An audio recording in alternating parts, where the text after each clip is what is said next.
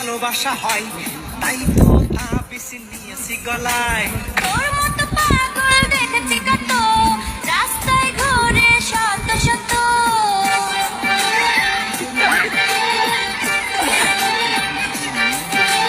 হুজুর বলে পানি পড়ে বেশি কাজে হয়, তাই তো আমি সকালে শুধু পানি খাই।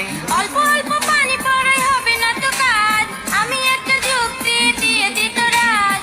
হুজুরের টাকা নিয়ে পুষ্কনের ধারে গিয়া দিয়ে